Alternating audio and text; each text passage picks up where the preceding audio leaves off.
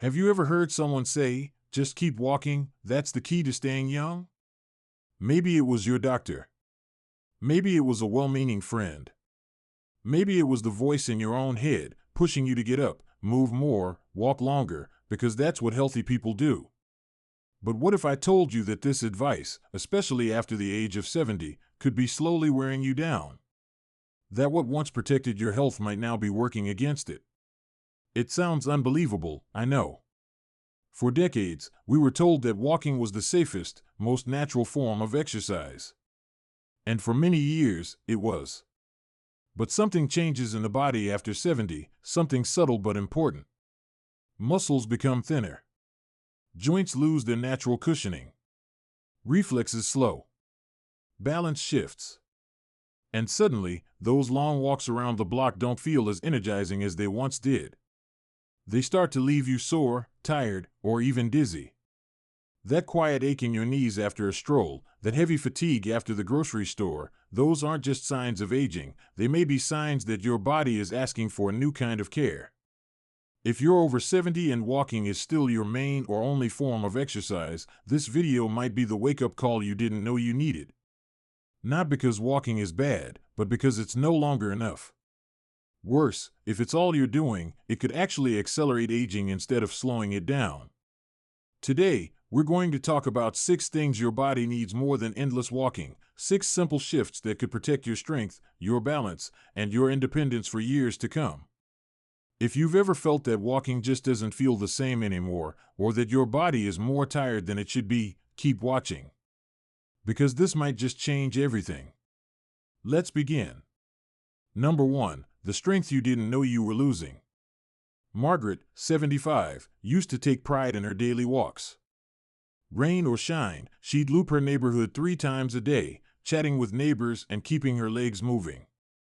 But over the past year, something changed. She started struggling to carry her groceries. Opening jars became difficult. Getting out of her recliner took a little rocking. She chalked it up to just getting older. But when she visited her doctor, the truth hit her hard: she had lost over 20% of her muscle mass in just 2 years. Here's the problem: walking might move your legs, but it doesn't strengthen your muscles the way your body now desperately needs. After 70, the body naturally enters a state called sarcopenia, the gradual loss of muscle mass and strength. And without resistance, without pushing against something, muscles shrink fast. When all you do is walk, you're using your legs, sure. But you're not challenging your muscles enough to keep them strong. You're not bending, lifting, pressing, or bracing. You're not asking your upper body to do anything. Your core, the muscles around your spine, your arms, they're all going unused. And unused muscles don't just fade, they weaken your entire system. What happens next? You start to feel tired more often. Your posture begins to slump. Your balance wobbles. You might not even notice it at first. But then one day you find yourself hesitating before climbing stairs. Holding on tighter to railings. Sitting down more often. And before you know it, you're avoiding movement altogether, not because you want to, but because your body isn't strong enough anymore. That's why doctors now recommend light strength training over long walks for seniors. And no, we're not talking about pumping iron at the gym. We're talking about slow, deliberate movements that work against gentle resistance. Lifting light weights. Using resistance bands. Standing up from a chair repeatedly. Carrying bags of groceries across the room instead of with a cart. These movements tell your body, we're still using this strength, so don't let it go.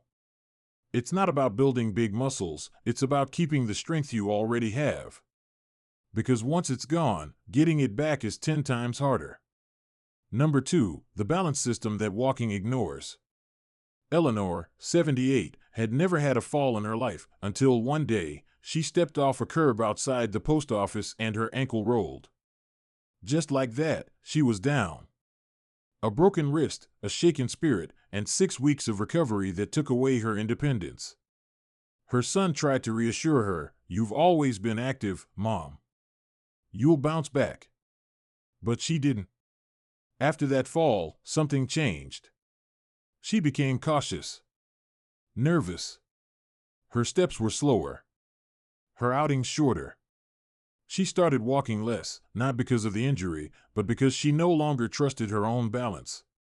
It's a story that happens more often than we like to admit. And the reason? Walking alone doesn't challenge or improve your balance, not in the ways you need after 70.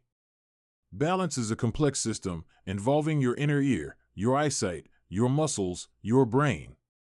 After 70, each part of that system weakens. And unless you train it deliberately, your ability to stay upright can fade quietly until one small misstep becomes a life-changing fall. Walking in a straight line doesn't test your balance. Your body gets used to the motion. But try this: stand on one leg for 10 seconds. Try turning your head side to side while standing still. Try walking heel to toe along a narrow path. If any of those feel difficult, that's your body telling you balance needs work. The solution? Add dedicated balance training to your routine. Simple exercises like standing on one leg near the kitchen counter, shifting your weight from side to side with eyes closed, walking backwards slowly, or practicing side steps with control. These are the things that really train your nervous system to stay centered. Tai Chi, gentle yoga, or even dancing can also work wonders. Remember, a strong body is only half the equation.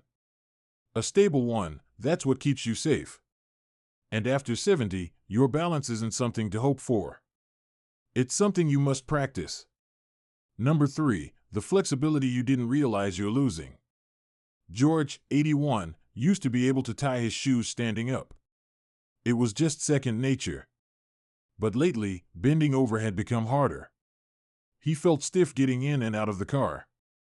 Putting on socks required sitting down and pulling his leg awkwardly up to his lap. He hadn't fallen. He wasn't in pain. But he noticed he was moving less, simply because it no longer felt easy. This is what happens when flexibility begins to vanish.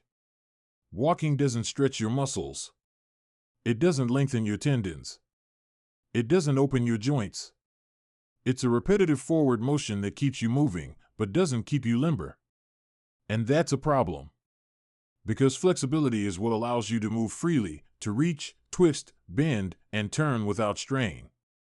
Lose it, and everyday movements start to feel clumsy and restricted. Think about reaching up to a cabinet, or turning to grab something behind you, or stepping sideways to avoid an obstacle. These motions rely on range. And when your body tightens, when your shoulders, hips, and spine stiffen, those motions become jerky, awkward, or downright dangerous. It happens quietly. A little tightness in the morning. A slight difficulty getting up from the floor. A shorter stride on your daily walk. And then one day, you drop something and realize you're not sure you can bend down to pick it up. To fight this decline, doctors recommend daily flexibility work, just 5 to 10 minutes a day. Gentle stretches. Arm circles. Shoulder rolls. Neck rotations. Leg swings. Seated spinal twists. Even slow, controlled toe touches. These aren't about pushing yourself, they're about reminding your body, this is the space we still move in. And the best part? Flexibility helps everything else. Your balance improves. Your strength becomes more useful. Your joints feel lighter. You don't have to stop walking, but if walking is all you're doing, you're letting stiffness creep in where freedom used to be. Stretch now, and you'll move better for years to come. Don't, and you may wake up one day realizing the world has started to shrink around you, not because of age, but because your body no longer lets you reach for more. Number 4, the core strength that holds everything together. If you've ever struggled to stand up from a chair, noticed yourself leaning more heavily on one side, or caught your reflection and wondered when your posture began to stoop, you might be dealing with something far more important than weak legs. You might be losing the strength of your core, the deep abdominal and back muscles that quietly keep your body upright, balanced, and protected. Walking doesn't train your core. Not really. It keeps your legs moving, your heart pumping. But those deep stabilizers, the muscles that support your spine, keep your pelvis aligned, and give your movements control, they need more than steps. They need attention. Consider Joseph, 79, who always considered himself active. He walked every morning, rain or shine, and thought he was doing everything right. But over time, he started feeling back pain after standing too long. His breathing felt shallow. He noticed he was leaning forward more than he used to. When he mentioned it to his doctor, the answer surprised him: weak core muscles. A strong core doesn't just make you look more upright. It affects how you breathe, how you digest, how you move, and how stable you feel. Without it, even the smallest misstep can send you spiraling, because there's no strength holding your frame together. But here's the good news: building core strength after 70 doesn't mean sit-ups or crunches. It means gentle, deliberate movements that engage your midsection with control. Try this: sit tall in a chair, take a deep breath, and slowly draw your belly inward, as if bracing for a soft poke. That's your core activating. Practice standing tall against a wall, aligning your head, shoulders, and hips. Or lie down and do slow leg lifts, one at a time, without letting your back arch. These small movements build a foundation your body will thank you for. Because without core strength, everything else, your balance, your stability, even your confidence, begins to wobble. And walking, as healthy as it is, won't bring it back. But a few minutes a day of focused activation? That can change everything. Number 5, the joint health you're slowly wearing down. If your knees creak when you stand up, your hips ache after a walk, or your ankles feel tight in the morning, you're not alone. But here's something many seniors don't realize: too much walking, especially the same type, same speed, same route, can actually wear down your joints faster. It sounds backward. Walking is supposed to be low impact, right? But when it's repetitive, with no variation or support from stronger muscles, it becomes just that: repetitive stress. Over and over, step by step, the same pressure on the same cartilage. And at 70 or older, cartilage doesn't regenerate the way it used to. That's what happened to Ruth, 76. She loved her long morning walks, but began noticing a dull ache in her knees that lingered for hours afterward. It's arthritis, she thought. But her doctor had a different message: her body wasn't recovering between walks. Her joints weren't getting the lubrication and support they needed. And what helped? Switching from daily walks to a more balanced routine, cycling on a stationary bike, doing water aerobics, and stretching her hips and knees before and after activity. Your joints are like hinges. If they're overused and underlubricated, they get stiff, creaky, even painful. That's why movement variety is key. Instead of just walking, try mixing in low-impact activities like swimming, gentle cycling, or even rocking back and forth on your heels and toes to stimulate ankle joints. Stretching before and after activity is just as important. And strength training, especially around your knees and hips, helps absorb the impact so your joints don't have to. The goal isn't to stop walking. It's to support your walking with joint-friendly habits that let you keep moving comfortably, not in pain. Because once joint damage sets in, it's hard to undo. But you can prevent it, starting now. Number 6, the mental engagement your brain craves. When we think about physical health, we often forget one of the most powerful systems in the body, the brain. And here's the truth: walking doesn't challenge it much. Especially if you're walking the same path, at the same time, day after day. Your brain adapts. It checks out. It goes on autopilot. That's why so many people say, "My walks clear my head."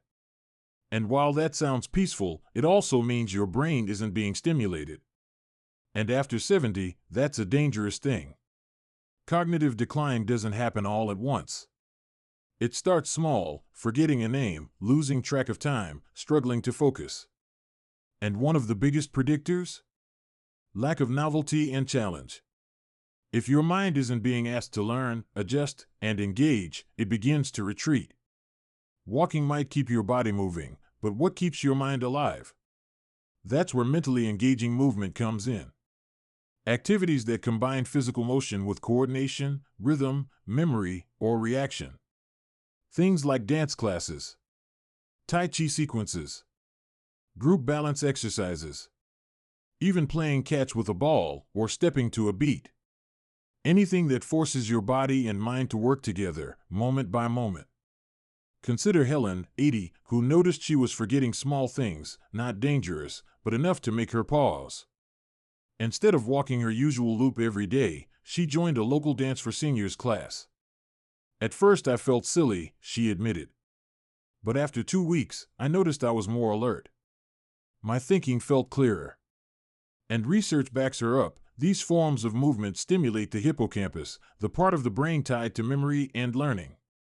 You don't have to give up walking. But don't let it become the only way you move. Your brain deserves the same variety, challenge, and attention as the rest of you. Keep it curious. Keep it awake. Keep it alive. Final thoughts. If you've made it this far, you've probably heard something that made you pause. Maybe you recognized yourself in one of these stories: the muscle loss, the poor balance, the creeping stiffness, the brain fog that wasn't there a few years ago. Maybe you thought walking every day was enough to protect you. Maybe you've even felt frustrated, wondering why your body isn't responding the way it used to. Now you know, walking alone isn't the answer. It was good for a time, but your body, your whole body, needs more now. You need strength to hold yourself up, balance to keep you steady, flexibility to move without pain, core support to protect your frame, joint care to move with ease, and mental engagement to stay sharp, curious, and alive. These 6 pillars are what truly keep you independent, not just moving, but living. And the best part? It's not too late. Whether you're 71 or 91, the body responds. The brain adapts. Every little effort counts. So if you've been walking every day, I'm proud of you. That's not nothing. But now it's time to take the next step, not forward, but deeper, into the kind of movement that truly supports the life you want to keep living. You don't have to run marathons. You don't need a gym membership.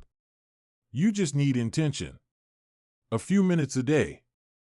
A willingness to listen to what your body is really asking for. Thank you for being here. For choosing to learn, to reflect, and to take action.